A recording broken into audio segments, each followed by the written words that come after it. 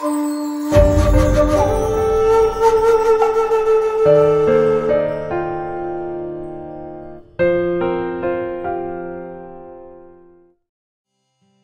众朋友，大家好，欢迎来到文史大观园，我是雪莉。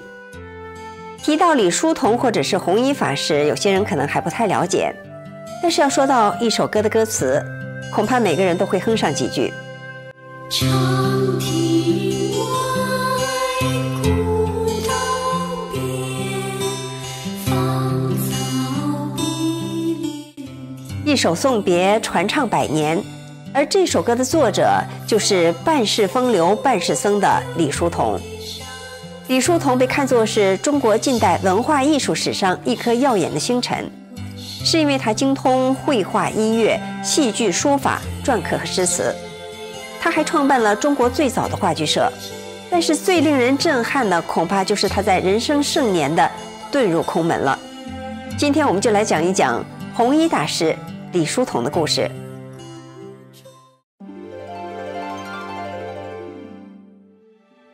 1907年2月11日，在日本东京的一所礼堂里，在坐得满满的观众席的一角，春山淑子目不转睛地看着舞台上光彩照人的女主角茶花女中的玛格丽特。她真不敢相信，平时拿着画笔全神贯注临摹着自己的李叔同君，站在舞台上就成了这个舞台的灵魂。对春山淑子来说，这个中国留学生是个神奇的存在。他穿和服，睡榻榻米，吃生鱼片，以致常常让人忘记他是个中国人。他的才情让他在哪里都能发出耀眼的光来。这样的他无法不让淑子钟情。而春山淑子不知道的是，这位来自中国的学生是当时全中国都知道的大才子。演出结束以后，日本戏剧权威藤泽浅二郎和戏剧评论家松居松翁来到后台致贺。松居松翁后来在评论文章中说，中国的演员使我佩服的便是李叔同君。李叔同出身天津的儒商大户同达李家，他的父亲李世珍曾经考中进士，担任过吏部主事，与李鸿章私交甚笃，后来辞官经商，成为一方巨富。李世珍信佛，一生乐善好施，他把每年获得的资财一小半用来抚恤贫寒孤寡，被天津人称为李善人。1880年，李叔同出生了。那时母亲作为侧室，刚刚19岁，而父亲已经年近古稀了。李叔同6岁的时候，父亲离世了，家中3个兄弟，大哥早逝，二哥主持家业。二哥为叔同聘请名师教导，叔同的诗词歌赋、书法篆刻样样精通，人称神童。不过父亲去世以后，作为侧室的母亲在这个大家庭中想必很不容易。李叔同常跟人讲，我的母亲很多，但我的生母过得很苦。这让年幼的他早早就体会到了一份世情冷暖。15岁的时候，这个豪门少年就写下了这样的诗句：人生犹似西山日，富贵终如草上霜。在世事纷乱的时候，心无所系的李叔同过着喝花酒听小曲的日子。虽然18岁就娶了茶商之女于氏，但是他钟情的却是名伶杨翠喜。在放荡不羁的行为背后，李叔同有着一颗救国救民的拳拳之心。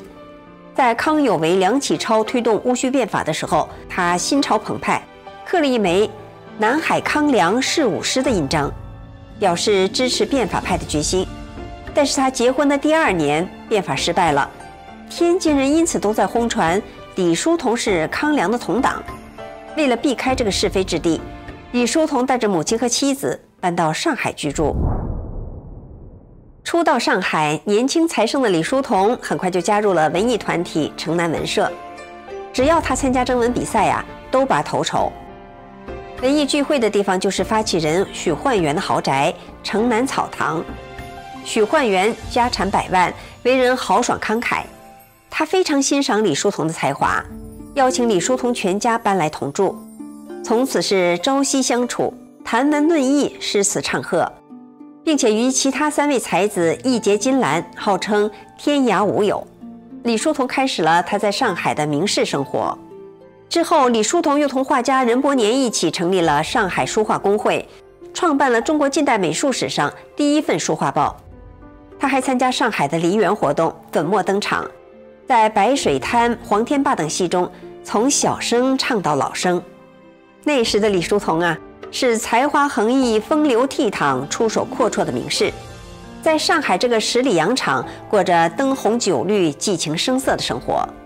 这一年的秋天，他以优异的成绩考入了上海著名的南洋公学，也就是交通大学的前身，师从蔡元培。后来，日本又和俄国在中国的东北抢地盘。1905年，忧国忧民的李叔同自己编曲填词，做了一首《祖国歌》。这首歌大气磅礴，振奋人心，一写出来就立刻唱遍了大江南北。上下数千年，一脉年，文明莫与间，纵横数千里，高与低，独享天然理。我是世界最古国，您是亚洲大国民。李叔同也因为这首歌名扬全国。上海是李叔同人生中风生水起的地方。他曾经说：“我自20岁到26岁之间的5、6年是平生最幸福的时候，从那以后是不断的悲哀与忧愁。”李叔同26岁的时候，母亲病亡，享年仅45岁，这对他是一个非常大的打击。在母亲的葬礼上，他自弹钢琴，演唱了一首他自己填词的挽歌《梦》，在当时的天津引起轰动。父与我面是一针中戏，母与我一早归。月落乌啼，梦萦依稀，往事知不知。母亲去世以后，他曾经表示看破一层世相，幸福时期已经没有了。他将发妻和2个儿子托付给了二哥，自己远走日本留学，学习西方文化。在日本，他努力的学习，过着极其自律的生活，不愿意浪费一点时间。这样的李叔同在音乐、绘画、话剧各个方面都成就斐然。他画一手漂亮的油画，入选日本著名的白马会展。媒体称赞他的画笔致潇洒。他成立话剧社团春柳社，演出轰动一时。他人在日本，却时常记挂着祖国。他把春柳社的收入全部寄回中国，捐助淮北水灾的民众。1911年，李叔同协同春山淑子回国。回国后的李叔同有2个家，春山淑子在上海，原配于氏在天津。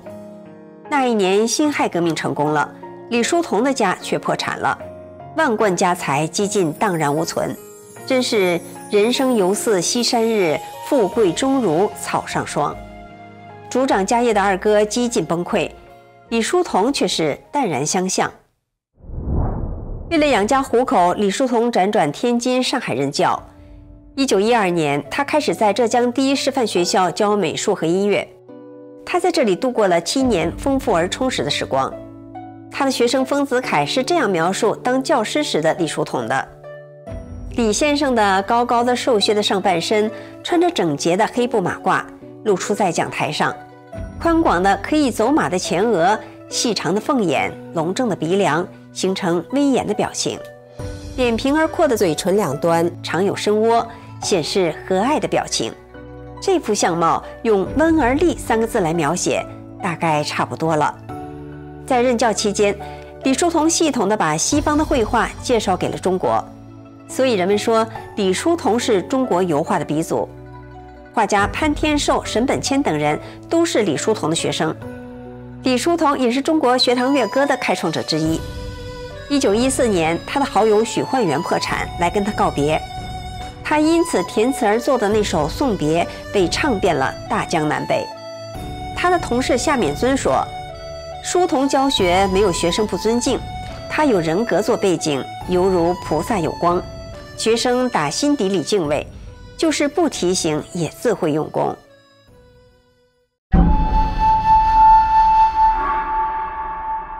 夏勉尊是一位佛教居士，和李叔同曾经是在同校任教的同事，也是最好的朋友。李叔同出家呀，也得益于他的助缘。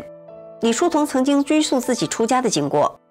有一次啊，他和夏勉尊两个人躲避一位名人到学校来的演讲，跑到湖心亭喝茶。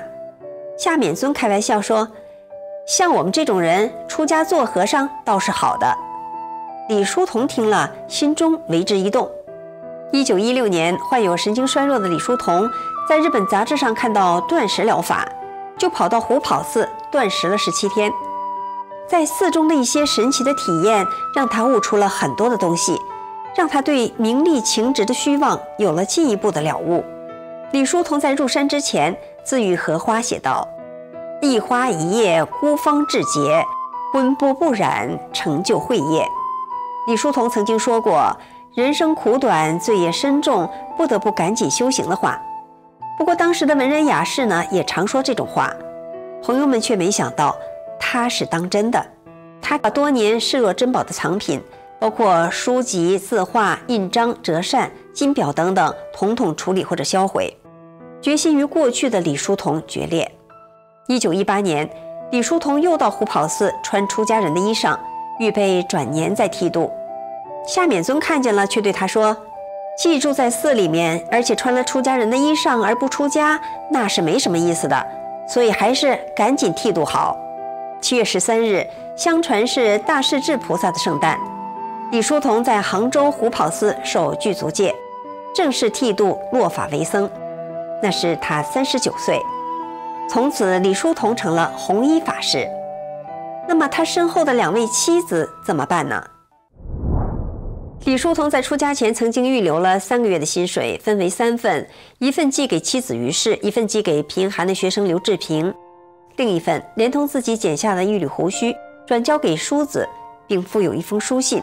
信中写道：做这样的决定，非我寡情薄义，我放下了你，也放下了在世间积累的声名与财富，这些都是过眼云烟，不值得留恋的。在西天无极乐土，我们再相逢吧。人生短暂数十载，大限总是要来，如今不过是将它提前罢了。我们是早晚要分别的，愿你能看破。李叔同的出家让春山叔子痛不欲生，一定要见最后一面。临别的时候，他问：爱是什么？弘一法师平静地说道：爱是慈悲。他又问：法师，你慈悲对世人，为何独伤我？弘一法师转过身来，立于一叶小舟上，沉默良久，无言。李叔同先前的同事江丹书质疑他怎么能如此的狠心抛家弃子，弘一法师依然平静说道：如果抱病而亡，不想抛弃，又能如何呢？这个回答可以说是振聋发聩，醍醐灌顶。世人误解佛法消极遁世，弘一法师曾说，佛法积极到了万分。佛说的空是劝人止灭心中的贪欲，心中贪欲一除，杂念一净，心地自然一片清凉光明，济世悲怀自然就充溢心胸。也许最懂得李叔同的是原配妻子于氏，她默默无言地承受了一切。李叔同出家的消息传出，海内外震动，世人大多无法理解。其实李叔同已经解释得再清楚不过了，只是懂得的人一定会懂，不懂的人还是不懂。观众朋友，您觉得呢？欢迎您在节目下方留言，我是雪莉，感谢您的订阅、点赞和分享，我们下次节目再见。